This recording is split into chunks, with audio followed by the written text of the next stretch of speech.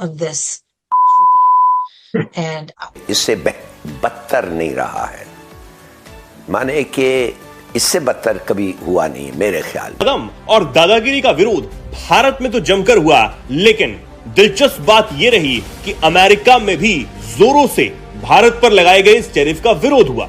और अब तो हद ही पार हो गई जब एक अमेरिकी राजनीति शास्त्री ने एक इंटरव्यू के दौरान ट्रंप के खिलाफ हिंदी में ऐसे शब्द कहे कि जिसे जानकर आप भी हक्के बक्के रह जाएंगे। पहली बात तो ये कि आज उन्होंने नया एक हमला किया है। एक खातून है, बहुत ही पढ़ी लिखी खातून है, उनका नाम है कि जो ट्रंप ऊपर से इतना दंदनाता फिरता है वो इतना गहरा नहीं है जमीन के नीचे जितना दिखाता है।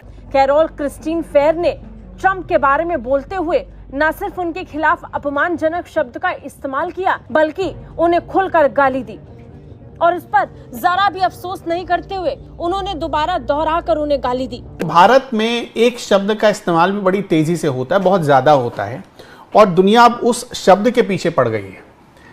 ऐसा पड़ गई है कि इंटरनेशनल डिबेट में टॉपिक इंटरनेशनल होता है लेकिन शब्द वही होता है। और हंसी तब आती है या दिलचस्प तब लगता है जब ये वर्ड, इस शब्द का इस्तेमाल किया जाता है डोनाल्ड ट्रंप के लिए। शब्द की बात करें, वो शब्द क्या है पहले आप सुनिए, उसके बाद हम इस पर आते हैं। This is the word on which I keep on saying in Urdu, and my many viewers object to it. You know, that why do you use you know? So you have ended up using it in an English discussion. So this is he is it's all feast. such is the humongous importance of the word. There are times you cannot describe a situation without. Oh, you don't know my license plate. My Virginia license plate. हजारों लाखों शब्द हैं English के पास, वहां पर भी बात बात में इससे जुड़ा हुआ शब्द कहा जाता है। लेकिन सोचिए कि अब इंग्लिश, एक ब्रिटिश, अब अमेरिकन महिला को भी, गेस्ट को भी उसी वर्ड का इस्तेमाल करना पड़ रहा है जो भारत में लोग करते हैं बात बात पर। और किसके लिए? तो डोनाल्ड ट्रंप के लिए। कह नहीं सकता वो, हाँ, कि हमें इस TU लास्ट में TYA है, वो जो भी है उसको झेलना है। TH बीच में आप समझ लीजिए, लास्ट में TYA। जवाब में आपको भी पता है भारत ने हमेशा ढिठाई का ही मुजाहरा किया। अभी मोदी ने कहा है कि आलमी दबाव का जो है ना भारत पर कोई असर नहीं पड़ता। जो डॉक्टर्स हैं वो क्या बोल रहे हैं, अमेरिकन मीडिया क्या बोल रहा है, वेस्टर्न मीडिया क्या बोल रहा है कि इस आदमी का ऊपर वाला माला हिला हुआ है। ये क्या बोलता है, सुबह शाम को क्या बोलता है, दोपहर को क्या बोलता है, इन तीनों में कोई कनेक्शन नहीं। और अगले दिन करता क्या है, पिछले दिन का भूल जाता है। अमेरिकी पॉलिसी के हवाले से, भारत अमेरिका ताल्लुकात के हवाले से, तो उन्होंने अमेरिकी सदर के मिजाज पर तबसरा, इन्होंने तो पॉलिसी में फॉल्ट लाइंस भी बता दी और मिजाज भी बता दिया। इसे तबसरा समझे, तनकीद समझे, क्या समझे? नहीं, तनकीद ही है ना, वो कह रहे हैं। दरअसल अमेरिकी राष्ट्रपति ट्रंप के 6 महीने के कार्यकाल पर निराशा जताते हुए एक महिला यूएस पॉलिटिकल एक्सपर्ट ने हिंदी में गाली डाली। US expert Carol Christine Fair ने पाकिस्तानी ब्रिटिश जर्नलिस्ट के साथ एक लाइव इंटरव्यू के दौरान डोनाल्ड ट्रंप को वो कह दिया जिसे सुनने के बाद जर्नलिस्ट भी अपनी हंसी नहीं रोक पाए। पहले जाओ वापस स्कूल में भर्ती हो जाओ डोनाल्ड ट्रंप, क्लास 6th में, क्लास 5th में, और तमीज सीखो। तुम्हारे 200 बोइंग के जहाज इसलिए नहीं उड़ पाए क्योंकि तुमने मेरी बात नहीं मानी और मैंने बोइंग को आदेश दिए कि तुम्हें स्पेयर पार्ट्स नहीं देंगे। मैं जब मन चाहे मैं तुम्हारी एयरलाइन रोक सकता हूं।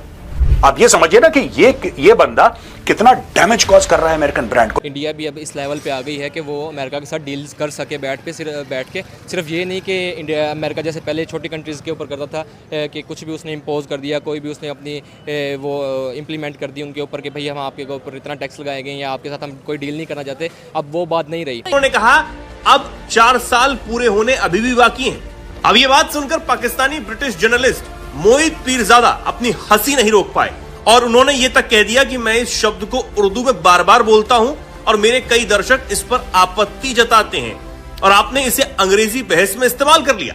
अब जिस हिंदी शब्द का इस्तेमाल ट्रंप के लिए राजनीति शास्त्री ने किया उसका मोटे तौर पर मतलब, जब बीच जंग में लिंडन जॉनसन ने सैंक्शंस इंपोज किया पाकिस्तान पे, खासतौर आर्म्स ट्रांसफर्स पे, जब उसको पता था कि जितने हथियार हमारे पास हमारी ज़रूरत थी सब अमेरिकन आर्म्स थे वो, और वो नहीं आ सके इसलिए कि उसने कहा कि ये जंग आपने क्यों शुरू किया।